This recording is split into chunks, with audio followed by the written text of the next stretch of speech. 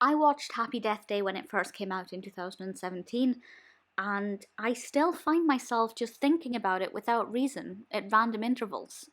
And that to me is testament to how good this film actually is. When watching it, it doesn't seem overly mesmerizing. It doesn't have the most extravagant special effects. The soundtrack isn't particularly eerie, but there's just something about it that really ingrains itself in the mind. So this was, as I said, released in 2017, and it's directed by Christopher Landon and written by Scott Lobdell, and stars Gelbman as Jessica.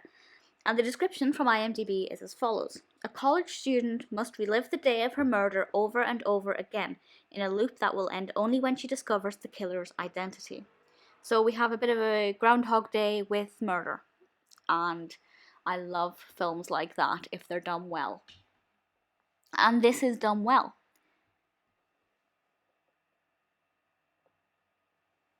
So the reason that I think this works really well is that it's not monotonous. Yes, she relives every day. With this film, it's important to not just show the exact same frames, the exact same viewpoints. And it doesn't. It mixes it up. It keeps things fresh. And the other thing that I really like is that the way Jessica reacts to this is so realistic. Like, she completely loses it and is so stressed and paranoid and worried and reacts the way a person would react if they find themselves in this situation.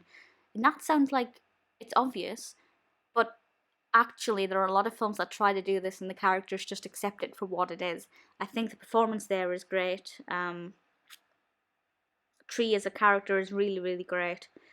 And the development is nice as well. The more frequently we relive the same day, the quicker the pacing gets, as we feel like we're getting closer to discovering the identity of the killer. Now those masks, those baby masks, are very terrifying, because a giant baby is a scary concept. And I think those masks are very good. They've done very well for themselves as a marketing product afterward. It's a very simple Halloween costume. I'm surprised there haven't been any copycat killers, or at least none that I've heard of, where people have watched this, put the mask on and murdered somebody. It's probably happened, unfortunately. But I certainly think it's a very simple yet very effective way of hiding the killer's identity, because it's such an eerie image. I think the climax was very good. I think it ended very well. I think the reveal was unexpected. The outcome was surprising. I did not anticipate anything that unfolded towards the end. So for me, certainly, despite the repetition, it kept me on my toes. It kept me engaged. I actually wanted the character to survive and do well, which is unusual for a college-based Halloween film, horror film, because normally I don't care about the actual protagonists, I just like the horror. This is not the scariest film, but it's very thought-provoking, and it will kind of burrow itself into your head. As for the second film, I won't discuss it here really, but the second film,